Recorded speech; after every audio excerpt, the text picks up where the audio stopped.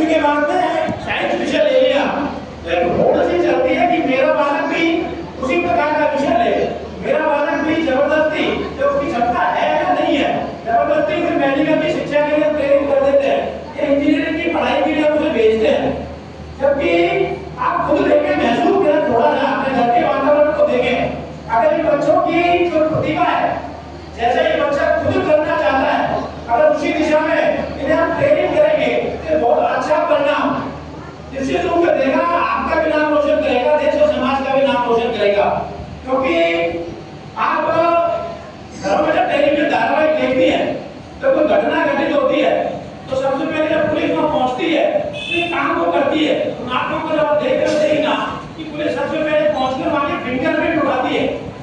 और वो फिंगरप्रिंट को उठाने का बहुत बड़ा वैज्ञानिक आधार है। आपके सबके आधार कार्ड बने हुए हैं, छोटे बच्चों से बड़े लोग आधार कार्ड बने हुए हैं, उस आधार कार्ड का भी वैज्ञानिक आधार है। तो क्या है कि आप किसी व्यक्ति की उंगलियों के जो निशान है वो दूसरे व्यक्तियों से मैच नहीं करते, यानी दूसरे व्यक्तियों के समान उंगलियों के निशान नहीं हो सकते। तो भगवान ने हर व्यक्ति के लिए एक अलग सांचा तैयार किया है। जब मैं जो कहूँ कि हर व्यक्ति को एक अद्भुत प्रतिभा देकर इस धरती पर उसने जन्म लिया है, तो जब भगवान ने भेदभाव नहीं किया और एक हर प्रतिभा को अलग रूप दिया है कि ये अपनी क्षमताओं का प्रयोग करे, तो फिर हम उनके ऊपर एक जबरदस्ती का दबाव, हमारी खुद के सपनों छोटे छोटे बच्चों के ऊपर डाल देते हैं और जिसका परिणाम क्या होता है तो सबके सामने बालक को हल्की सी निराशा आ जाती है। तो किसी कारणवश कोई ऐसा कर्म रहा होगा तो विद्यार्थी अपना सर्वोत्तम प्रयास नहीं कर पाया, तो शाम को एक अचानक निराशा के दौर में चला जाता है, तो डिप्रेशन का शिकार हो जाता है। इस प्रकार की अनेकों घटनाएं हमारे सामने आती है। आज एक नई चलन हो गया कि शिक्षण कोटा हर कोई विद्यार्थी को भेजने के लिए लालायित है। वहाँ का जो वातावरण है वो समाचार पत्रों के माध्यम से हमारे सामने आता है कि बच्चा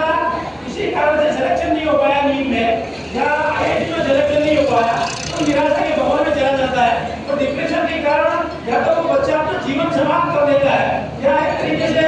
इस प्रकार का उसका जीवन हो जाता है कि वो एकांत में चला जाता है, एकाकी स्वभाव उसका हो जाता है। उसका सबसे बड़ा कारण यही है कि हम उस बच्चे की प्रतिभा को नहीं पहचान पा रहे, उस बच्चे को